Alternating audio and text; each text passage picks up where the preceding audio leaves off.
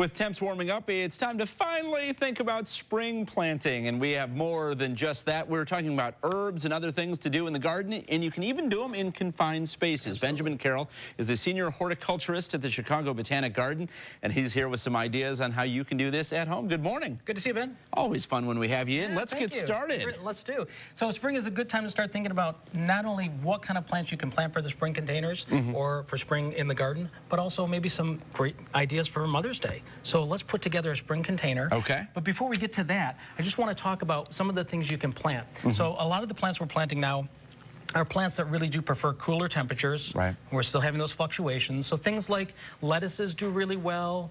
Parsley does really well. And then also things like pansies, and pansies are edible flowers. So you can really put together a pot like this one, which is almost like a mixed salad in a pot. So you got lettuces, you could almost eat the pot. You could almost eat the pot. And this stuff is hardy enough that even if we've got a night that dips into the 30s, we're going to be okay. Okay, so these handle cool temperatures really well. If it gets down to those temperatures, good idea to just put a little sheet or something over it just to protect them a bit. Okay. Yeah, not otherwise they're really quite hardy.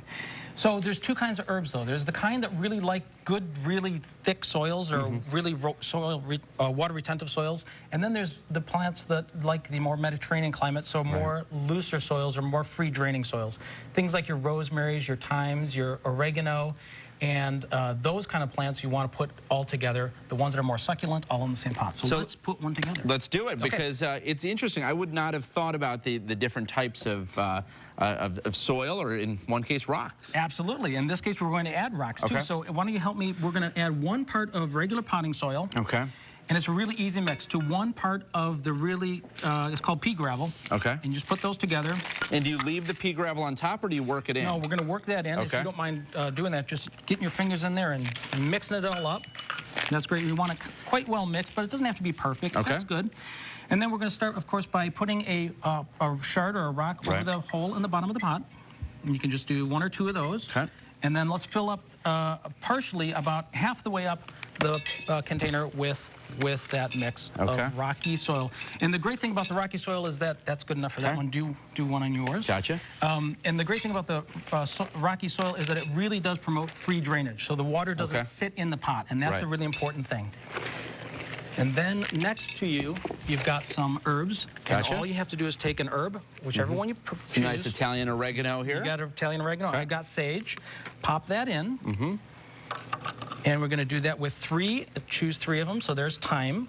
Which is lovely. And these are great, this is something you can do with kids, too. We've got a little garden at our house, and there's nothing that teaches kids the value of, hey, this stuff didn't grow in the aisle at a grocery store. It actually grows in the ground, and they love watching it every day. And when you use them, they start to grow more, and you continue to grow it and harvest it all summer long, which is great. And this rosemary smells great, too, as we add that in. Absolutely.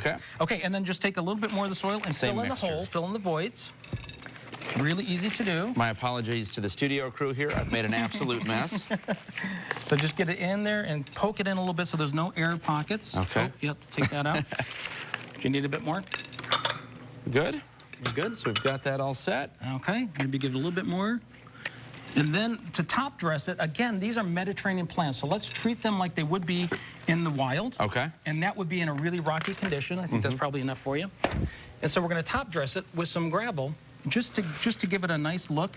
That also helps to prevent the weeds from growing up, keeps the moisture in, and looks good. And so you can see that's how easy it is to do a nice pot for Mom for Mother's Day. And what a great thing to do with the kids and have it all ready for Mom. Hey, what else do you guys like at the Botanic Garden? Real quickly, I know you have so many fun spring programs going on. We got the Model Railroad Garden opening up next weekend. And also we've got a great gift shop that has other ideas for Mom. Membership to the garden is a great idea, or pull together a bunch of Mom's favorite lotions, garden magazines, pull things together and give her a nice basket for a nice Mother's Day. Perfect. And you know what the sign of a good day in the garden is? Some nice dirty hands. Benjamin, always good to have you here. Thanks for coming in. Appreciate it. We posted all of Benjamin's tips for spring gardening on our website, abc7chicago.com. Just look under See It on TV.